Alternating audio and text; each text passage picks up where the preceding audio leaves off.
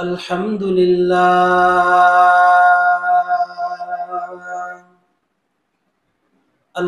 لله الذي جعل الشمس والقمر بحسبان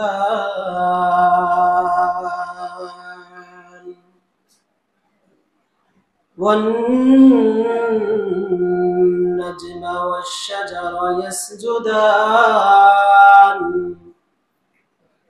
وفضل سمانا على سمان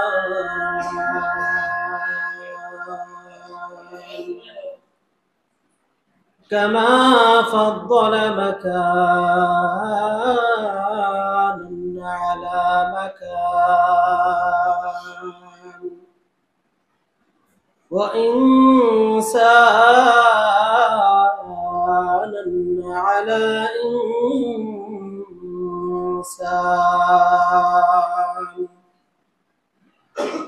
ونشهد أن لا إله إلا الله وحده لا شريك له أما بعد فأعوذ بالله من الشيطان الرجيم بسم الله الرحمن الرحيم والتين والزيتون وطور سينين وهذا البلد الأمين لقد خلقنا الإنسان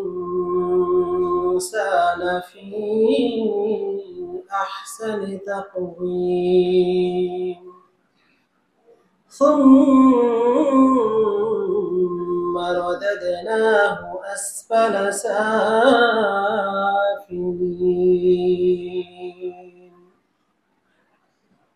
إلا الذين آمنوا وعملوا الصالحات فلهم أجر غير ممنون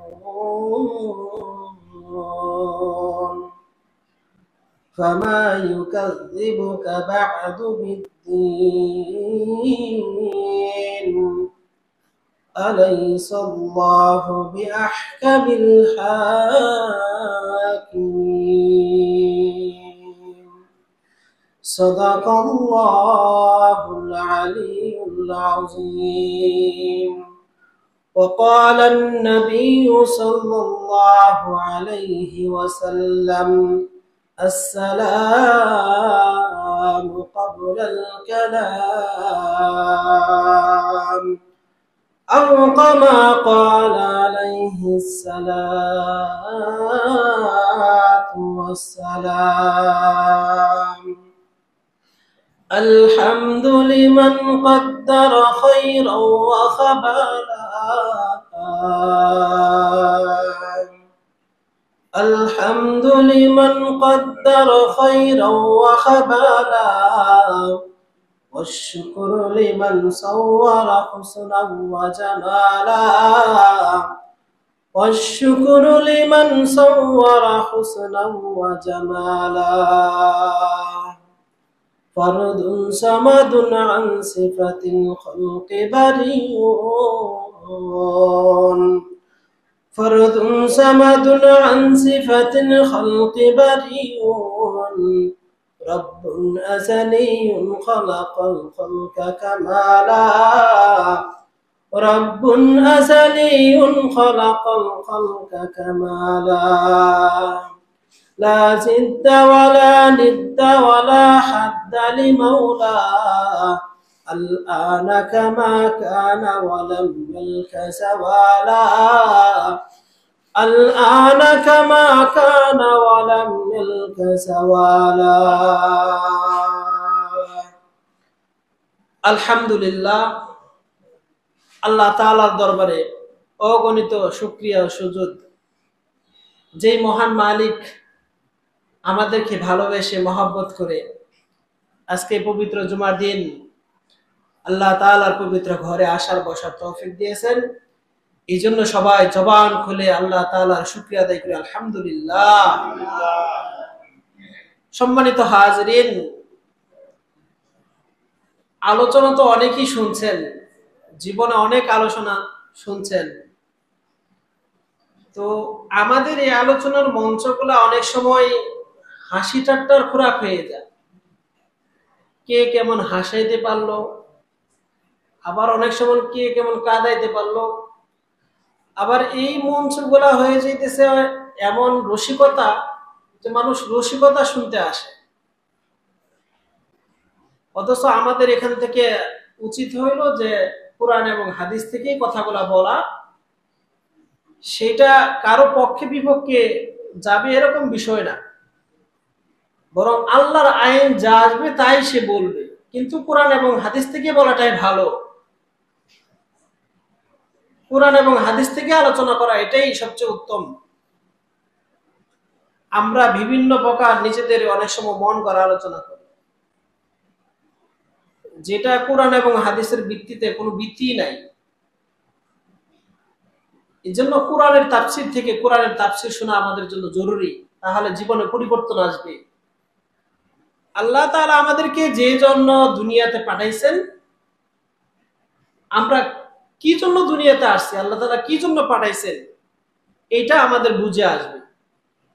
আল্লাহ তাআলা এক আয়াত নাযিল করেছেন যে ওমা খলাকতুল জিন্না ওয়াল ইনসা ইল্লা লিয়াবুদুন, আমি জিন এবং ইনসানকে সৃষ্টি করেছি একমাত্র আমি রবের ইবাদত করার জন্য। তাহলে আমাদের মুখ্য উদ্দেশ্য হইল দুনিয়াতে আসার একটাই কারণ, আল্লাহর ইবাদত করা। সৃষ্টি করছে আমাদেরকে আল্লাহ তাআলার ইবাদত করার জন্য, অন্য কোনো উদ্দেশ্য না। যদি কেউ ভুলবশত এই ইবাদত ছাড়া অন্যদিকে মনোযোগ দেয়, তাহলে তার পরিণামে ভয়ানক কিছু তার জন্য প্রস্তুত হয়ে রয়েছে। কিছু ভয়ানক জিন্দেগি পার করতে হবে পরকালে তার জন্য, যদি আল্লাহ তাআলা যেই উদ্দেশ্যে সৃষ্টি করছেন, যেই কারণে সৃষ্টি করছেন, যদি আমরা ওই উদ্দেশ্যে না চলি। তো ইবাদত করব কিভাবে? ইবাদত করার জন্য আল্লাহর হাবিবকে আল্লাহ তাআলা দুনিয়াতে পাঠাইছেন। আল্লাহর হাবিব শেষ উম্মতকে দেখায় দিয়েছেন কিভাবে ইবাদত করতে হবে, জিন্দেগি কিভাবে চালাইতে হবে। একজন মুসলমান সে তার জিন্দেগি কিভাবে চালাইবে, মুহাম্মদুর রাসূলুল্লাহ সাল্লাল্লাহু আলাইহি ওয়াসাল্লাম তার জীবনের সব প্রত্যেকটা মুহূর্তে দেখায় দিয়েছেন, উম্মত এভাবে চলতে হবে, এভাবে নামাজ পড়তে হবে, এভাবে জিন্দেগি চালাইতে হবে, সমাজে এভাবে চলতে হবে। তো আমাদের তাফসীর শোনা দরকার, হাদিস শোনা দরকার। আল্লাহ তাআলা এই 30 পারা কোরআন নাযিল করছেন। কোরআনে পারা আছে কতগুলা? 30 পারা। 30 পারা ভালো করে বুঝেন। 30 পারার মধ্যে সূরা আছে 114টা। কোরআনটা কত পারায় বিভক্ত? 30 পারায়। এই 30 পারার মধ্যে মোট সূরা আছে কয়টা? 114টা। আমি যে আপনাদের সামনে যে সূরা তেলাওয়াত করেছি, সূরার নাম সূরাতুত তিন।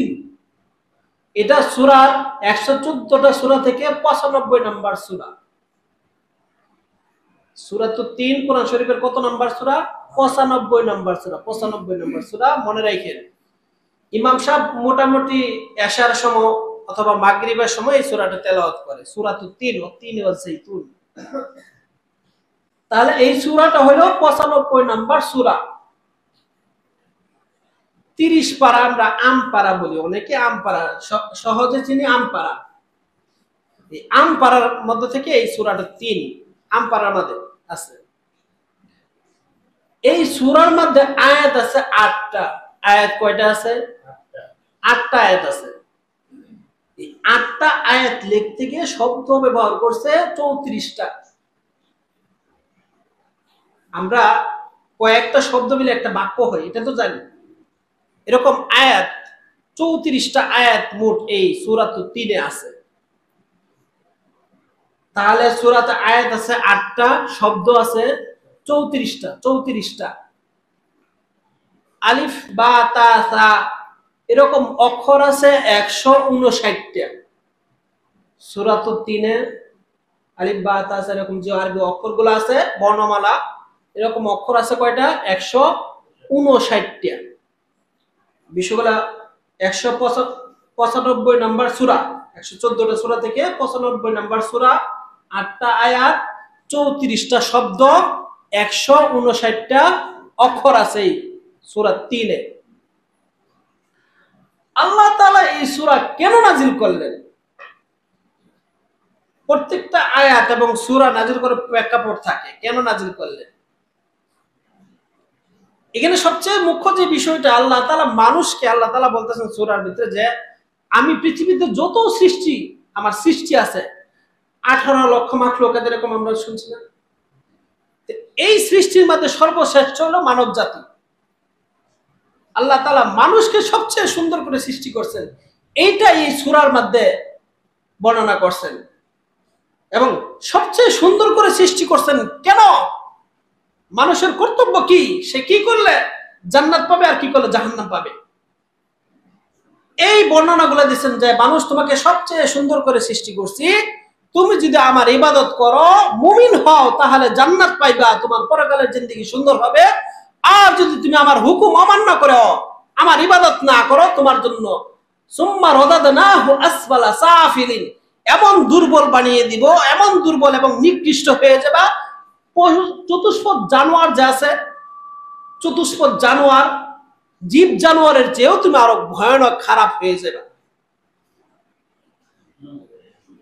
যদি তুমি তোমাকে যেই উদ্দেশ্যে সৃষ্টি করেছে এই উদ্দেশ্য তুমি পালন না করো। আল্লাহ তাআলা বলছেন লাকাদ খালাকনাল ইনসানা ফি আহসানি তাকওয়িম, আর ওমা খালাকতুল জিন্না ওয়াল ইনসা ইল্লা লিয়াবুদুন, একমাত্র মানুষ এবং জিনকে সৃষ্টি করছে আল্লাহর ইবাদত করার জন্য। অন্য অন্য সৃষ্টির যত্ন বলে না যে ইবাদত করার জন্য সৃষ্টি করছে। অন্যান্য যত সৃষ্টি আছে ওদের অবস্থাটা কি হবে? হাসরের মাঠে ওদের অবস্থাটা হবে যে বিচারের জন্য সবগুলো দাঁড়াবে। যত ইনসান আছে, জিন আছে, এদের হাসরের মাঠে বিচার হবে, জান্নাত এবং জাহান্নামের জন্য তারা রেডি থাকে। আর অন্যান্য প্রাণীদের বিচারটা কেমন হবে? অকুন্তু তুরাবা, আল্লাহ তাআলা বলবেন যে মাটি হয়ে যাও, শুধু জিন এবং ইনসান যারা সব কিছু সাথে সাথে মাটি হয়ে যাবে। মনে করেন একটা সবল কুকুর দুর্বল একটা কুকুরের উপর হামলা করছে বা আক্রমণ করছে, তাকে একটা মাইট দিচ্ছে বা যে কোনো কিছু করছে, আক্রমণ করছে, তাকে ব্যথা দিচ্ছে। আল্লাহ তাআলা ওই কিয়ামতের দিন দুর্বল কুকুরকে এরকম সবল করে দিবে আর ওইটাকে দুর্বল করে দিবে, বলবে তোমার প্রতিশোধ দাও। তখন হাসরের মাঠে এরকম প্রতিশোধ দেওয়া হয়ে যাবে। প্রাণী জগৎ, অন্যান্য জিন এবং ইনসান ছাড়া যত সৃষ্টি আছে, এরকম যারা যেই অন্যায় করছে, যার সাথে যতটুকু করছে এতটুকু হয়ে যাবে। এরপরে আল্লাহ তাআলা বলবেন তোমরা মাটি হয়ে যাও, সাথে সাথে মাটি হয়ে যাবে। সেদিন হাসরের মাঠে মানুষগুলো দাঁড়ায় বলবে, যারা অপরাধী, যাদের হাসরের মাঠে দাঁড়াইতে হবে, আদাত নিচে সূর্য চলে আসবে, ওই অবস্থায় যাদের দাঁড়াইতে হবে তারা বলবে, হাই যদি আমি মাটি হয়ে যাইতাম আজকে, যদি হাসরের মাঠে আমার না দাঁড়াইতে হইতো। 50,000 বছর দাঁড়ায় থাকতে হবে হাসরের মাঠে। 50,000 বছর দুনিয়ার 1000 বছর, দুনিয়ার 1000 বছর আখিরাতের একদিন। আল্লাহু আকবার, চিন্তা করছেন? দুনিয়ার 1000 বছর আখিরাতের একদিন। কত হাজার বছর হাসরের মাঠে শুধু দাঁড়ায় থাকতে হবে। কোন দিকে? উপরের দিকে। উপরের দিকে তাকায়, নিচের দিকে তাকানোর সময় নেই। মানুষগুলার গায়ে কোনো কাপড় থাকবে না, বিবস্ত্র অবস্থায় থাকবে। হযরত আয়েশা রাদিয়াল্লাহু আনহা জিজ্ঞাসা করেন, ওগো আল্লাহর হাবিব, আমরা যে আপনার স্ত্রী, নবীদের স্ত্রীকে হাসরের মাঠে বিবস্ত্র অবস্থায় দাঁড়াইতে হবে। আল্লাহর হাবিব বলেন, আয়েশা, হাসরের মাঠ তো এমন একটা ভয়াবহ মাঠ, যে মাঠে মানুষগুলা বিবস্ত্র থাকবে এবং এমন প্যারাশন থাকবে, এমন প্যারাশন থাকবে, একজন আরেকজনের দিকে তাকাইবে তো দূরের কথা, 50,000 বছর শুধু উপরের দিকেই তাকাইয়া থাকবে। আল্লাহু আকবার। নবীগণ পর্যন্ত বলবে ইয়া নাফসি ইয়া নাফসি ইয়া নাফসি।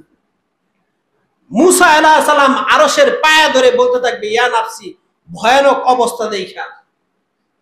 হাসরের মাঠে যে ভয়ানক একটা অবস্থা হবে, এই অবস্থায় মুসা আলাইহিস সালাম যে আল্লাহর সাথে সরাসরি কথা বলতো, উনার মতো পয়গাম্বর, জলিলুল কদর পয়গাম্বর আরশের খুঁটির পায়া ধরে বলবে ইয়া নাফসি ইয়া নাফসি, আমাকে বাঁচাও আমাকে বাঁচাও।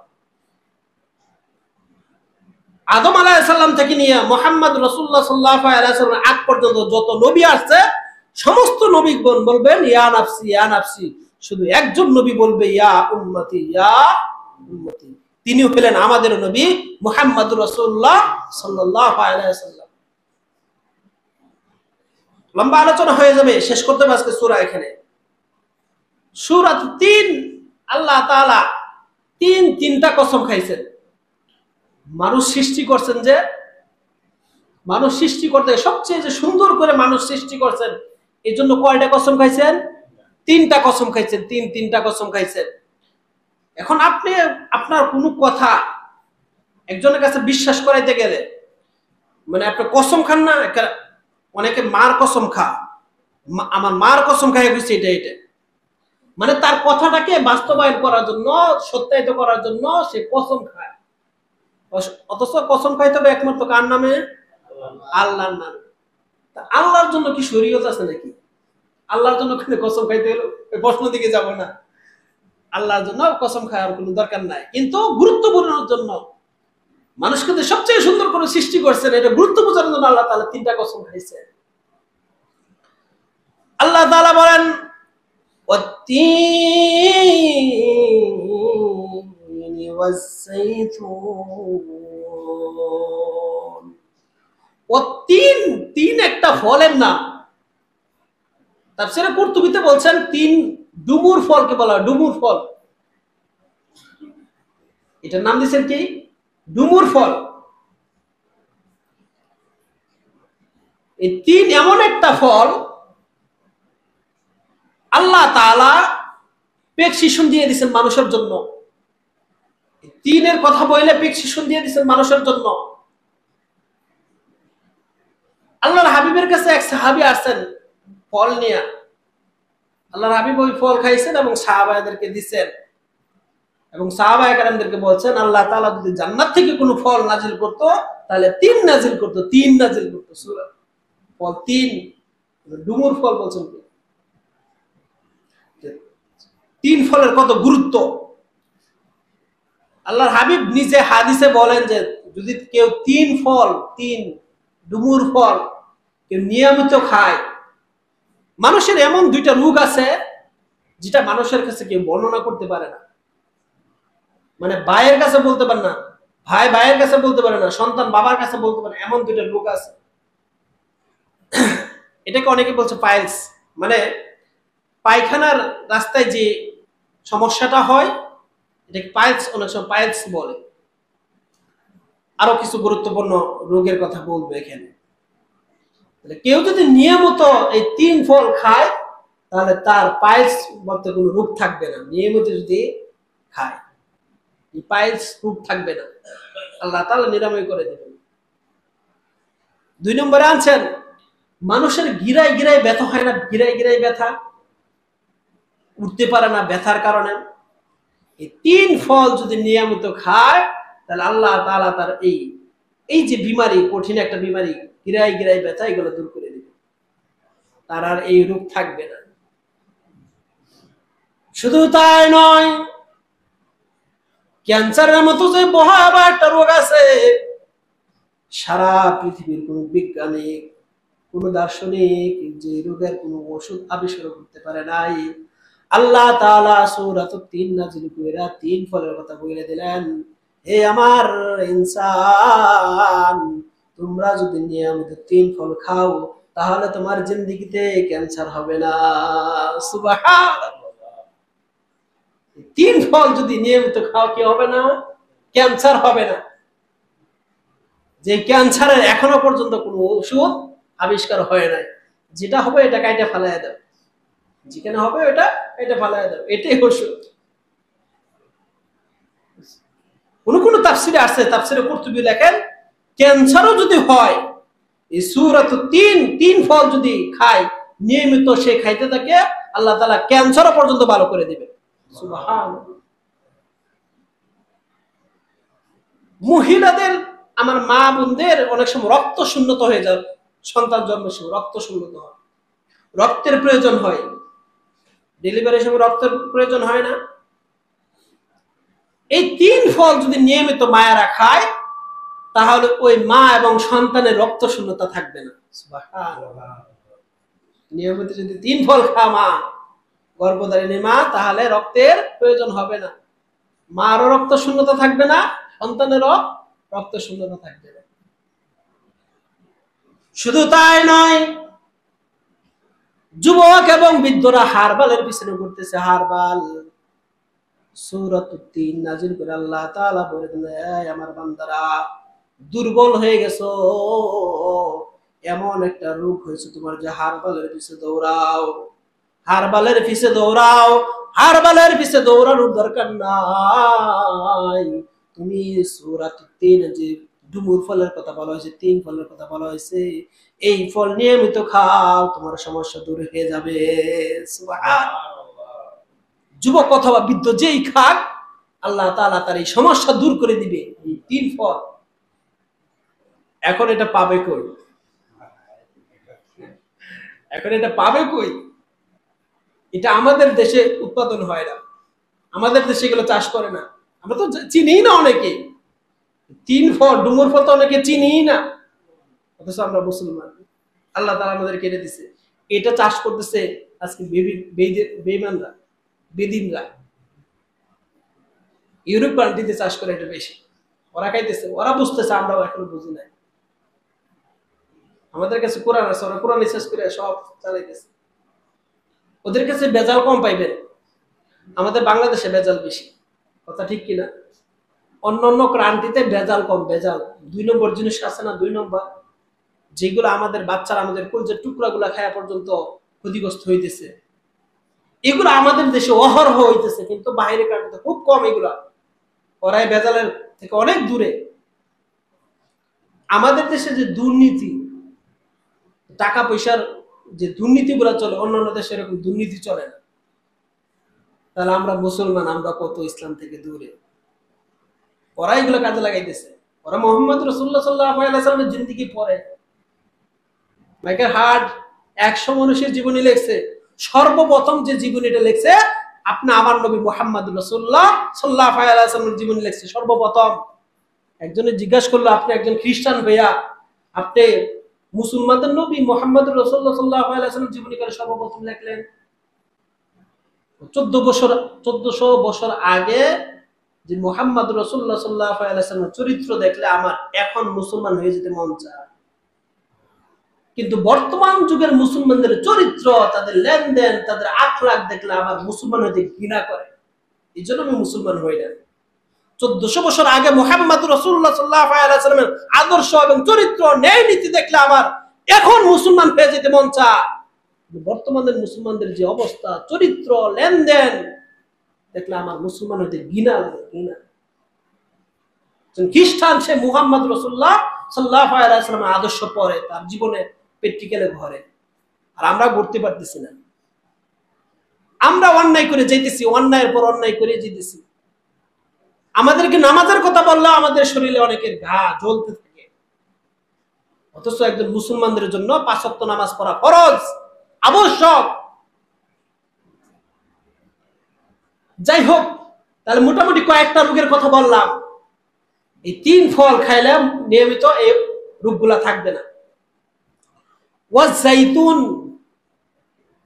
জাইতুন একটা তেল, জাইতুন বলা হয় তেল। আমরা অলিভ অয়েল তেল, অলিভ অয়েল, অনেকে অলিভ অয়েল তেল চিনেনি না, এটা অনেক দাম। আমাদের বাংলাদেশে যেগুলো হরা আছে এগুলো অনেক 2 নম্বর তেল। ভালোটা ভালো ভালো শপে পাওয়া যায়, ভালো ভালো বড় বড় মার্কেটে পাওয়া যায়, অনেক দাম। আমরা যে সরিষার তেল কিনে 60 টাকাতে, ওইটা মোটামুটি 600-700 টাকা পড়ে। যে 50-60 টাকাতে যে সরিষার তেল কিনে, এতটুকু তেলের দাম 600-700 টাকা, 800 টাকা, 1000 টাকা এরকম আর কি, বড় বড় শপে পাওয়া যায় অরিজিনালটা অলিভ অয়েল। এইটা ইহুদি খ্রিস্টানরা ওষুধ হিসাবে ব্যবহার করে, ওষুধ। তারা এটা ওষুধ হিসেবে অনেকে খায়, আর আপনি আমি ব্যবহার করতে পারি না। যে সমস্ত মাদের বাচ্চা হওয়ার পর দাগ হয়ে থাকে পেড়ে, নিয়মিত এই তেল ব্যবহার করলে দাগ থাকবে না। বিজ্ঞানীরা, ডাক্তার, চিকিৎসকগণ বলছেন নিয়মিত মায়েরা যদি এই তেল ব্যবহার করে দাগ থাকবে না। আরো অনেক রোগের কথা, এই জাইতুন, যে জাইতুন, তাহলে ডুমুর ফলের কথা বললাম, দুর্বলতা কমপক্ষে দুর্বলতা দূর হয়ে যাবে। আপনি খুঁজে পরে খায়, যার যার দরকার খুঁজে আপনি খায়। ও জাইতুন এবং তেল, অলিভ অয়েল যে তেলটা, এটার কথাই বলছে।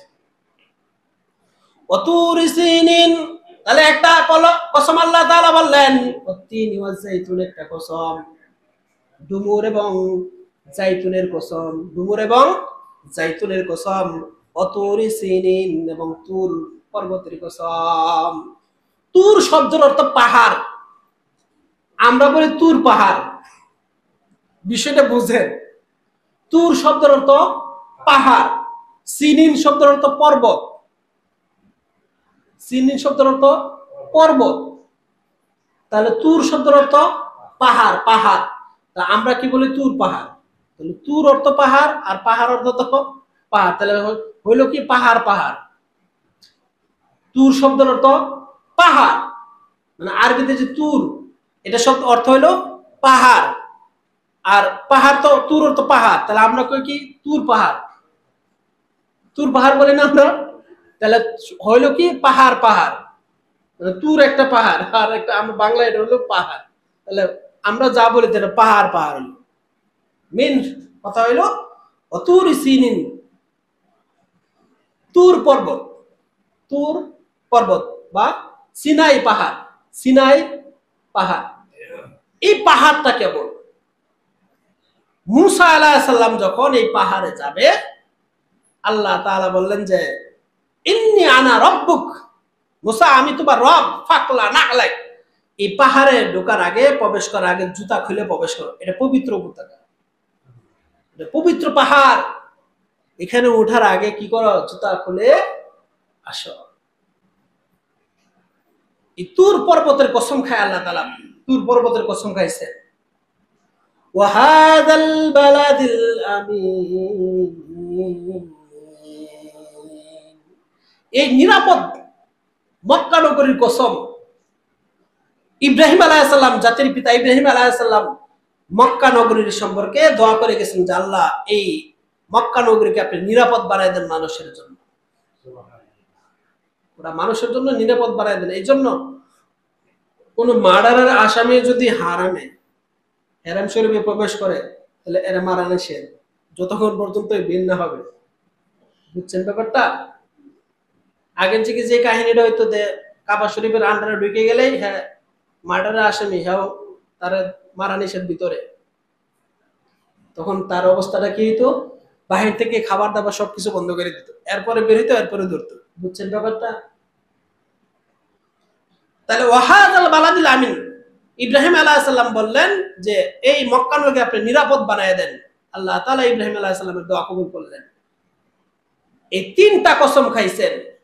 তাহলে ওয়াহাদাল বালাদিল আমিন, এই মক্কা নগরীর দিকে তাকাইলে বোঝা যায় এই সূরাটা মক্কি, মাদানী না। এই সূরাটা মাক্কি সূরা, মাক্কি সূরাতুত তিন মাক্কিয়া। আল্লাহ তাআলা তিনটা কসম খাইছেন। কসম খাওয়ার পরে সাধারণ জায়গার কসম খাইছেন, সাধারণ ফলের কসম খাইছেন, মক্কা নগরীর কসম খাইছেন, যে কাবা শরীফের পাশে এক রাকাত নামাজ পড়লে 1 লক্ষ নামাজের সওয়াব লেখা হয়। সুবহানাল্লাহ।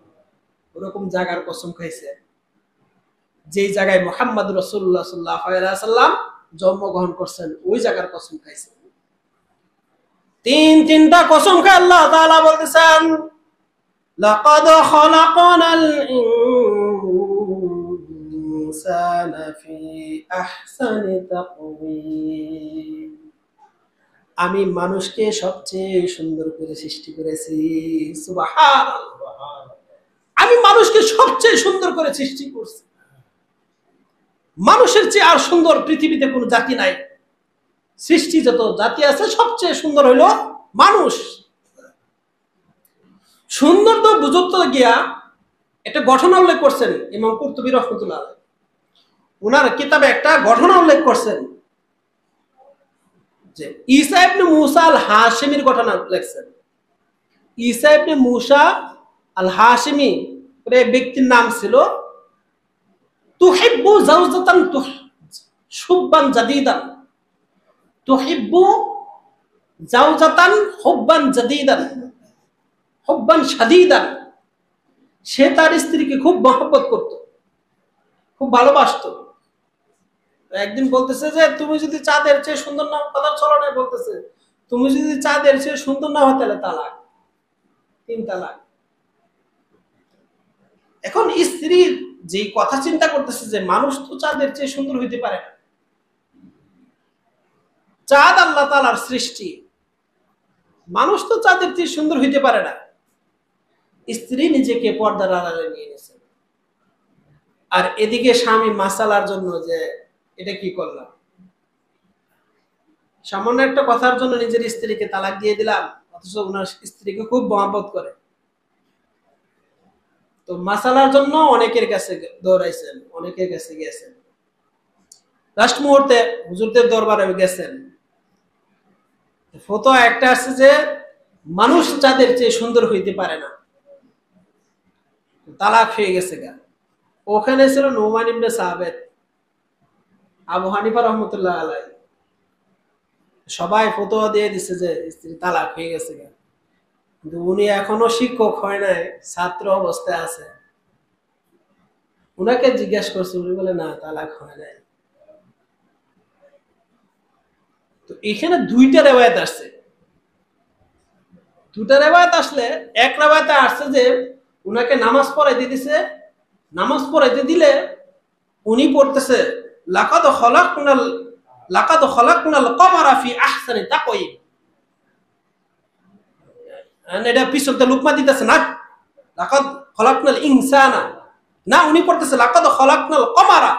পিছন থেকে অন্যান্য হুজুররা বলতেছে লাকাদ খলাকনাল কমার, লাকাদ খলাকনাল ইনসান, উনি পড়তেছে লাকাদ খলাকনাল কমার। আলেমরা বুঝতে বাকি নাই। ইমাম আবু হানিফা রাহমাতুল্লাহ আলাইহি নামাজের মধ্যে সমাধান দিয়ে দিয়েছেন, আল্লাহ তাআলা লাকাদ খলাকনাল কমারা বলে নাই যে চাঁদকে আমি সবচেয়ে সুন্দর করে সৃষ্টি করছি, এই কথা বলেন নাই। আল্লাহ তাআলা বলছেন লাকাদ খলাকনাল ইনসান, আমি মানুষকে সবচেয়ে সুন্দর করে সৃষ্টি করছি। সুবহানাল্লাহ। তো এই নামাজের মধ্যেই মাসালা সমাধান হয়ে গেছে গা, নামাজের মধ্যে মাসালা সমাধান হয়ে গেছে যে মানুষকে আল্লাহ তাআলা সবচেয়ে সুন্দর করে সৃষ্টি করছেন। আবার কোন কোন বর্ণনায় আছে যে এই মাসালা নিয়ে বাদশাহর দরবারে গেছেন, বাদশাহ মানসুরের দরবারে গেছেন, মানসুরের কথা আসছে। তো বাদশাহ মানসুরের দরবারে গেলে উনি উলামায়ে কেরামদেরকে ডাকছেন, ওখানে ইমাম আবু হানিফা রাহমাতুল্লাহ ছিলেন। তো সবাই ফতোয়া দিছে তালাক হয়ে গেছে গা। ইমাম আবু হানিফা রাহমাতুল্লাহ আলাইহি কোরআন সূরা 3 তেলাওয়াত করে শোনায় দিলেন বাদশার সামনে। সূরা 3 তেলাওয়াত করলেন এবং বললেন, বাদশা মহোদয়, উলামায়ে কেরাম, আমার উস্তাদগণ, আল্লাহ তাআলা 3টা কসম খায়া আল্লাহ তাআলা বললেন আমি মানুষকে সবচেয়ে সুন্দর করে সৃষ্টি করেছি। আমি চাঁদকে সুন্দর করে সৃষ্টি করি নাই, চাঁদের চেয়েও। এবং পৃথিবীতে যত সৃষ্টি আছে সব সৃষ্টির চেয়ে আল্লাহ তাআলা মানুষকে সবচেয়ে সুন্দর করে সৃষ্টি করেছেন। এই জন্যই তো অনেক যুবক আছে যে ট্রেনে নিচে জাপতে পড়বে, সে অমুকরে ছাড়বে না, এর চেহারা দেখে এমন তার ভালো লাগছে, ছাদেতে লাফতে পড়বে, তারপরে তারে ছাড়া বাঁচবে না, চেহারা দেখে হয়েছে। যুবক এমন করে না, তোমাকে এমন করার জন্য বানাইছে, হিসাব কি দিবা, চোখের হেফাজত করো। তুমি যেরকম করবা তোমার করতে এরকম হইল, ঠিক কিনা? তুমি যদি অন্যায় করো তোমার করতে এরকম অন্যায় করবে।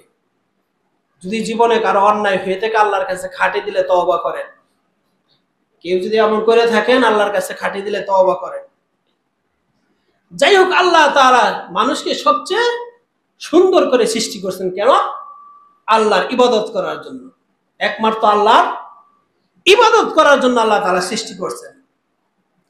এরপর আয়াতে আল্লাহ তাআলা কি বলছেন দেখেন,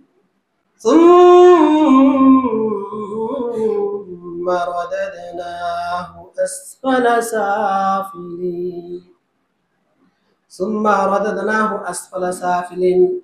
এই যে মানুষকে সুন্দর করে সৃষ্টি করলাম, শক্তিশালী করে সৃষ্টি করলাম, প্রথমে দুর্বল ছিল, পরে সবল হয়েছে। সবল হওয়ার পর এমন দুর্বল করে দেই, এমন দুর্বল হয়ে যা, তখন আর একা একা চলতে পারে না, লাঠি দিয়া ভর দিয়ে চলে। এমন সময় চলে আসে লাঠি তো ভর দিতে পারে না, লাঠি তো ভর দিয়ে চলতে পারে না, দুর্বল হয়ে যা। দুর্বল হয়ে এবার ধৈর্য ধরে হাঁটে, এবার আরেকজনের সাথে ধৈর্য ধরে, কাঁধে ধরে ধরে, হাতে হাতে ধৈর্য ধরে হাঁটে। এত দুর্বল করে দেই, এত দুর্বল করে দেই, দুর্বলের একদম সুম্মা রাদাদনাহু আসফালা সাফিলিন, একবারে দুর্বল করে দেই, তখন বিছানায় সাথে লাগিয়া যায়, বিছানা থেকে উঠতেও পারে না। তাফসীরে আসছে, আল্লাহর হাবিব বলেন যে যেই লোকটা যুবক থাকতে, তার শক্তি থাকতে আল্লাহ তাআলার ইবাদত করছে, আল্লাহ তাআলা ইবাদত করছে, কিন্তু শেষ বয়সে এসে কি করতে পারে না? শক্তির কারণে, দুর্বলতার কারণে আল্লাহ পাকের ইবাদত করতে পারে না। আল্লাহর হাবিব বলেন যুবক থাকতে, শরীর শক্তি থাকতে মসজিদে এসে তাহাজ্জুদ করছে, বাসায় তাহাজ্জুদ করছে, কোরআন তেলাওয়াত করছে, জিকির করছে। যৌবন থাকতে, শক্তি থাকতে সে যেরকম ইবাদত করছে, শেষ বয়সে যদি বিছনায় পড়ে যা, ওই বান্দা যদি নেক আমল করতে থাকে ধারাবাহিকভাবে, শেষ বয়সে যদি না করতে পারে, আল্লাহ তাআলা যৌবন বয়সে থাকতে যে ইবাদত করছে, ওই বিছনায় শুয়ে থাকলেও আল্লাহ তাআলা সেই ইবাদতের সওয়াব দিয়ে দিবেন। বিছনায় শুয়ে থাকলেও নামাজ পড়তে পারতেছেন না, ইশারায় ইশারায় নামাজ পড়তেছেন, কিন্তু দাঁড়ায়া পড়ার যে সওয়াব আল্লাহ তাআলা ওই সওয়াব দিয়ে দিবেন। সুবহানাল্লাহ। দুর্বল হয়ে যাওয়ার কারণে জিকির করতে পারতেছেন না, দুর্বল হয়ে যাওয়ার কারণে তাহাজ্জুদে দাঁড়াইতে পারতেছেন না, কিন্তু আল্লাহ তাআলা ওই সবল থাকতে যেভাবে তাহাজ্জুদে দাঁড়াইছিলেন, এই সব আমলনামায় শুধু জারিই থাকবে, জারিই থাকবে। সুবহানাল্লাহ। সুম্মা রাদাদনাহু আসফালা সাফিলিন। যদি বান্দা নেককার হয়, মুমিন হয়, তাহলে এই অবস্থা। আর যদি সে বদকার হয়, তাহলে তাকে কেউ দেখতে পারে না। যদি কেউ বদকার হয়, অন্যায় কাজ করে যা, অন্যায় করে, তাহলে আল্লাহ তাআলার কাছে দাম নাই, সমাজে তাকে ভালো পায় না, সমাজের লোকেরাও তাকে ভালো পায় না। সুম্মা রাদাদনাহু আসফালা সাফিলিন, একবারে নিম্নে, একবারে দুর্বল করে দেই। তো দুনিয়াতে দুর্বল হয়ে যা, আল্লাহ তাআলার কাছে সে দামি হয়ে যায়, আল্লাহ তাআলার কাছে দামি হয়ে যায়।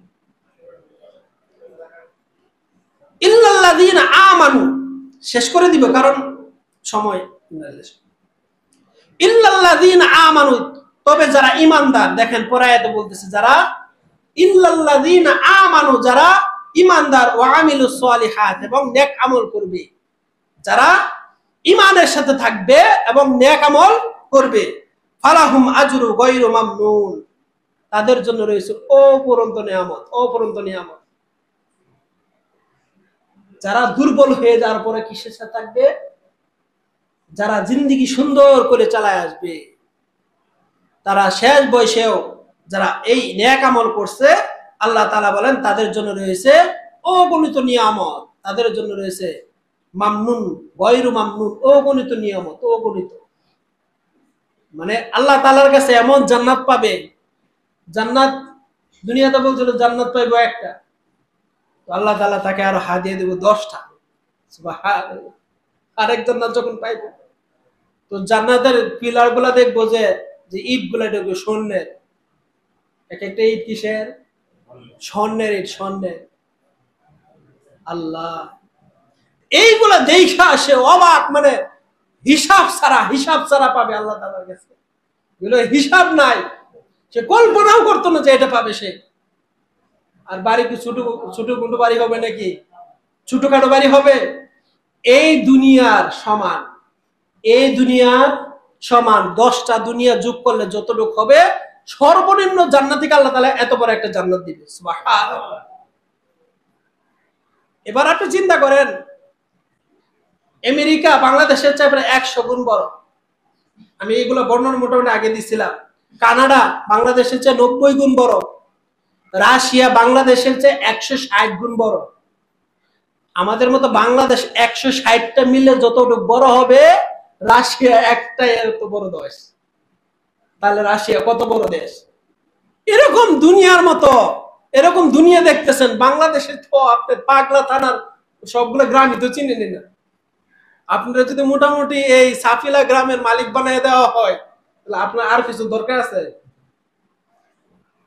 আল্লাহ এরকম 10টা দুনিয়া, সর্বনিম্ন জান্নাতি, যেটা সর্বনিম্ন, এরকম পৃথিবীর 10 দুনিয়া সর্বনিম্ন একটা জান্নাত দিবে। আর যে ইমানদার হবে তাকে যে কি দিবে, আজরুন গায়রু মামনুন, তাকে অগণিত দিবে, অগণিত, কল্পনাও করতে পারবে না। তবে কি থাকতে হবে? ইল্লাল্লাযীনা আমানু, যারা ইমানদার তাদেরকে আল্লাহ তাআলা এটা দিবেন। আল্লাহ তাআলা বলেন, ফামা ইউকাযযিবু বা'দু বিদ্দীন, এই যে কিয়ামতের দিন একটা সংগঠিত হবে, এটাকে মিথ্যা বলার কোনো অবকাশ নাই। আলাইসাল্লাহু বিআহকামিল হাকিমিন, আলাইসাল্লাহু বিআহকামিল হাকিমিন, সর্বশ্রেষ্ঠ বিচারক মহান আল্লাহ তাআলার সামনে একদিন দাঁড়াইতে হবে। সর্বশ্রেষ্ঠ বিচারক মহান আল্লাহ তাআলার সামনে একদিন সবার দাঁড়াইতে হবে। সুতরাং এই দাঁড়ানোটা যদি আরশে আজিমে নিচে পাইতে চাও, তাহলে নেক আমল করো, আল্লাহর হাবিবের দেখানো দিনে চলো, 5 ওয়াক্ত নামাজ করো, অন্যায় কাজ ছেড়ে দাও। 5 ওয়াক্ত নামাজ আদায় করো, অন্যায় কাজ ছেড়ে দাও, মা বাবার সেবা যত্ন করো, ভাই বোন যারা আত্মীয় স্বজন আছে তাদের হক আদায় করো, ওয়ারিস তাদের ওয়ারিস আদায় করো, যারা ওয়ারিস পায় তাদের ওয়ারিস গুলো আদায় করো, মা বাবার খেদমত করো। 5 ওয়াক্ত নামাজের পাশাপাশি এই সমাজে যে কাজগুলো আছে এগুলো করো, তাহলে তোমরা সফল কাম হইবা। নয়তো একবারে সর্বনিম্নে আখেরাতে এমন এক অবস্থা হবে যে 50,000 বছর হাসরের মাঠে দাঁড়ায় থাকতে হবে, উপরের দিকে তাকায়া, আরশের ছায়ার নিচে দাঁড়াইতে পারবেন না। কিন্তু যেই বান্দাগুলো নেক কাজ নেক আমল করবে, আরশের ছায়ার নিচে তারা ছায়া পাবে। আল্লাহর হাবিব কিয়ামতের দিন হাসরের মাঠে হাউজে কাউসার থেকে 1 পেয়ালা পানি পান করাই দিবেন। উম্মতরে 1 পেয়ালা পানি পান করাই দিবেন, জান্নাতে যাওয়ার আগ পর্যন্ত আর পিপাসা লাগবে না। সুবহানাল্লাহ। জান্নাতে ঢোকার আগ পর্যন্ত আর পিপাসা লাগবে না, এমন 1 পেয়ালা পানি আল্লাহর হাবিব মুমিন বান্দাকে পান করাই দিবেন। আর যদি মুমিন না হইতে পারি, আল্লাহর হাবিব চেহারা ঘুরায় নেবেন এবং ওই বদকার এবং আল্লাহর হাবিবের মাঝখানে দেয়াল তৈরি করে দেওয়া হবে। আল্লাহ তাআলা আমাদেরকে নেক আমল করার মতো তৌফিক দান করুন।